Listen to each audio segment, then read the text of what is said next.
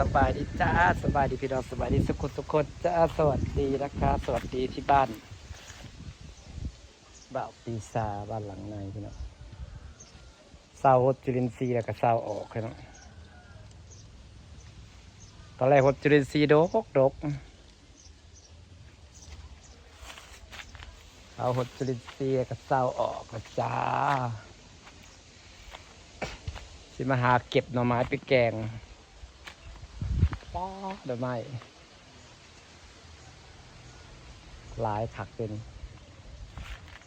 มาดูหน่อไม้กันพี่น้องหน่อมันก็ออกแต่ไม่ต้องตีหดน้ำหลายตัวนี้หน่อมันก็ออก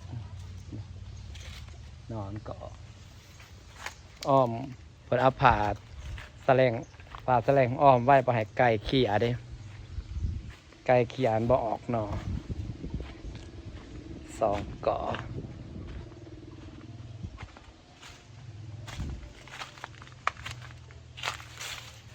มาดูกอดีพี่น้องได้เก็บขายมือละเป็นโลพี่น้องก็ดีนะมาใหม่นะว้างามมันทาแล้วมันกระแตกนอแบบนี้ผู้อยู่ทงบุปผาลายสไปแกงอยู่ป่าวะมื้ออื่นก่อนปะมื้อนี้บ่าย3แล้ว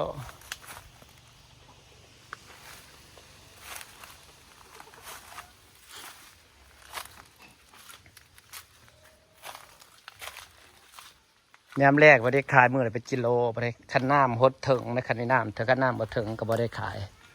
เพราะเพิ่นเราหดน้ำหลายก็เป็นแหนงหลายป้าแหนงมันนะพี่น้องสับสิแกงทางออก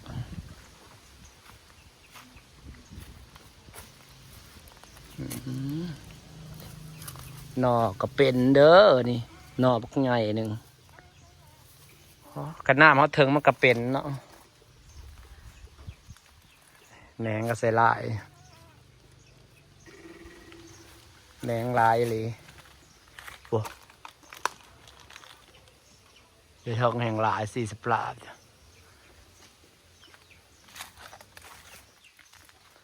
มาสิเอาหน่อไม้ไปแกงฝั่งคือสีขำๆฝั่งนี้หน่อไม้จ้าแกงหน่อไม้กันจ้านี่ยาวไปแล้วหน่อเป็นตาจะออกหน่อใช่เขาประหลาดนะมันยังกอหน่อยชาเนี่ยมาอ้อมแล้วนี่แหละพอให้ไก่เขี่ยเนี่ย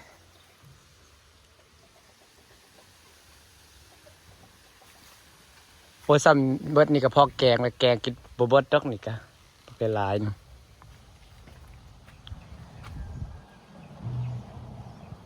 ใบมันจะกลายเลยเนาะไม้อันนี้นะพี่น้อง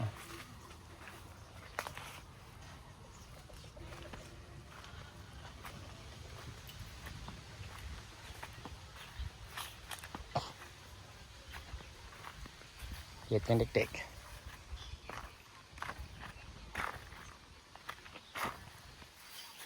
เห็ดเอียงไงเป็นบ่าเป็นสาเลยปลาดิปลาลูกด้วย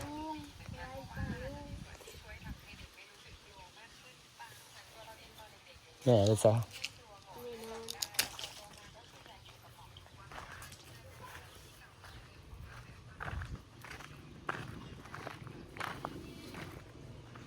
อันนี้เฮือนอ้ายกำลังโอ้ไวเถอะวะแล้วก็ไวเถอะ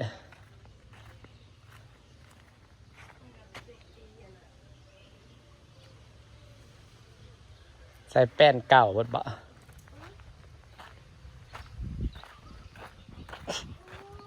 ใส่ไม้เก่ากับประหยัดงบจุพี่น้องใส่โค้งไม้เพิ่นเห็ดเทือนไม้ค่ะเทือนหลังเก่าเพิ่นมันปวกกิ่งเทือนหลังเก่าตั้งแต่ข่อยหูความไปเด้น้ำเงี้ยวก็เห็ดเทือนอันนี้หลังใหม่จ้ะกำลังเห็ด3 ห้องนอนหลังพักไง 3 ห้องนอนแต่แรกว่าสิไปเล่นกับอำมาลาเที่ยวปักเซอยากไปได้เที่ยวปักเซดิอยากไปดูน้ำตกงามๆที่อำมาลาถ่ายลงอยากไปเที่ยวปักเซ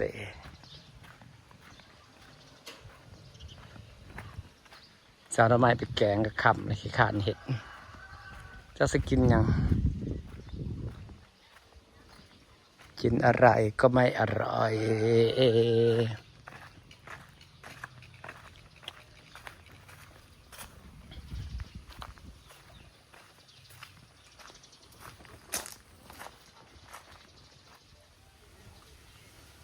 หักหน่อไม้ไปแกงก่อนเด้อพี่น้องจ๋า3 แหน่นี่ก็พอแกงเลย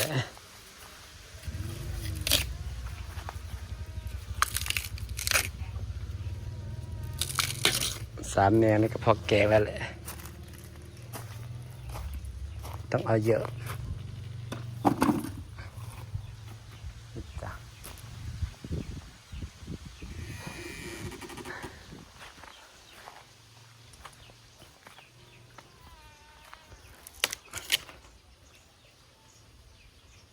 ปลาอยู่ตรงนี้40 ปลาบอยู่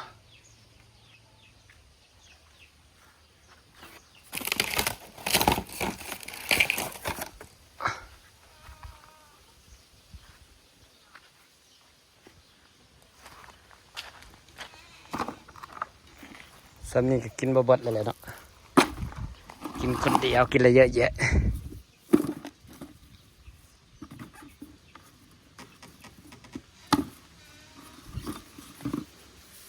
พอก็หักเอาหน่อหนึ่งอยู่หน้านะแกงใส่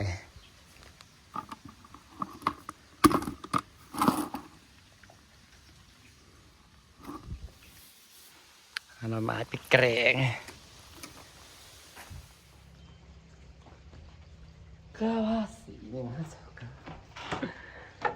ตอนแรกว่าสิบแกงพี่น้องเอ้ยเห็นแล้วก็สะอ่อนผมเอามาน้อยเอียงนี่เนี่ยไม่ได้เอามาหลายจริงมันออกหลายเฮงคนบ่ได้มาซื้อกันมาแล้วคือเหลือหลาย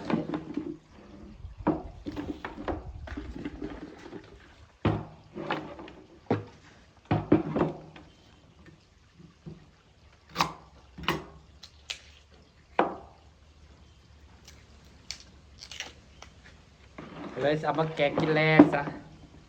ตอนแรกว่าสิบอกแกงแล้วเบิ่งเลยสิกับข้านเป็นแบบเป็นไม่เบื่อไปกับข้านไปกินปลาโอ้ยมาแรกสิกินยังเด้ก็เลยเอามาแกงซะสอนมันงามเอาไม่ได้หลายดิเอาน้อยเดียวเลยพี่น้องออกหลายเฮงออกหลายครับ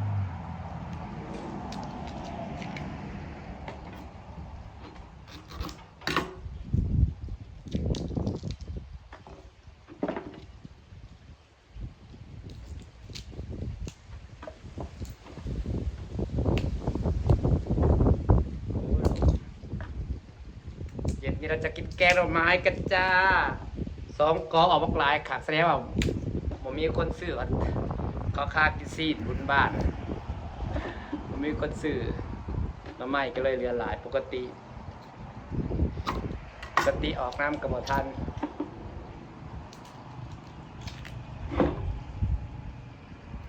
มาแล้วก็สิแกงนะพี่น้องมากินกันได้จ้า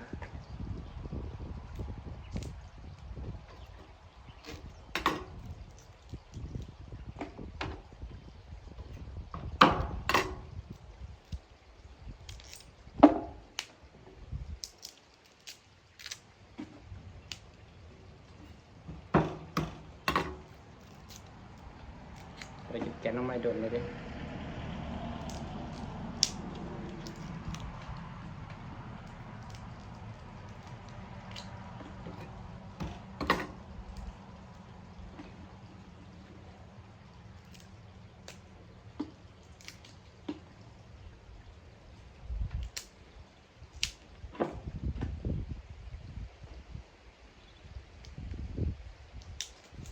อากาศก็ดี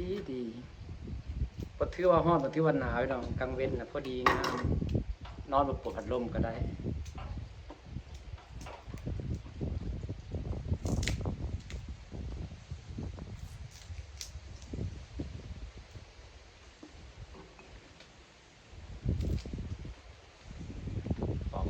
แกงนะจ๊ะโตกินหลายๆคนมันยังแซ่บแล้วพี่น้องเนาะแกงใหม่เนาะกินส้มกินแซวกินยำเขียงแต่ว่านี้เอาไปแกงกินยำแรงฮักมาสั่งแกงไว้กินได้2-3 คาบออกหลายค่ะ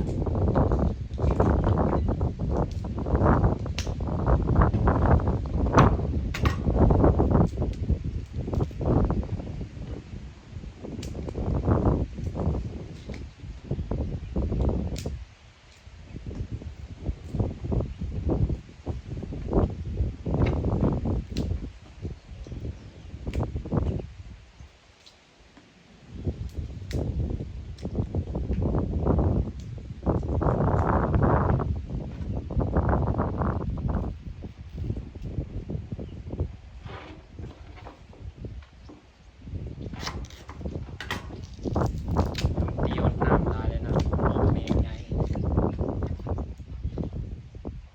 ขันน้ำบดเทิงของแกแมงน้อย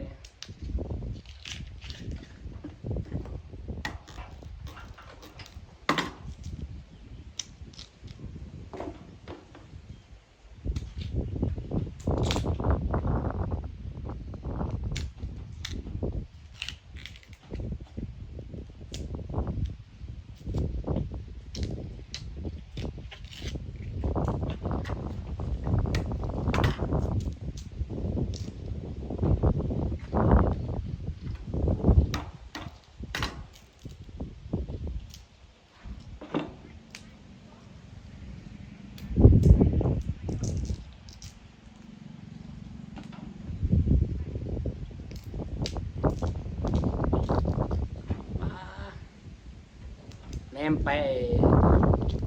ต้นไทรเกาหลีมีตะกร้าโอระพง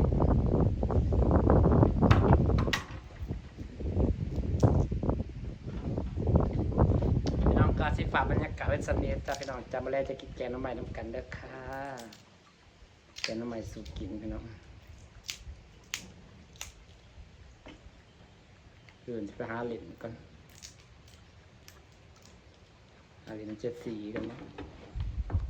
อยู่เพื่ออะไรกันเงาเป็นน้อยๆเป็นเงาเป็นรูปเบื่อเป็นโรคซึมเศร้ากินข่อยอ๋อ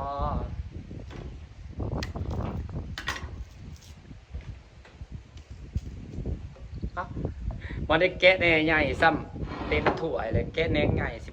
ลายโพดบ่เนาะก็หักมาบริหลายมันออกหลายอันเดีโอเคครับบ๊ายบายครับพี่น้องค่ะตายตัวแกะมันน้อยเดียวคือสิหลาย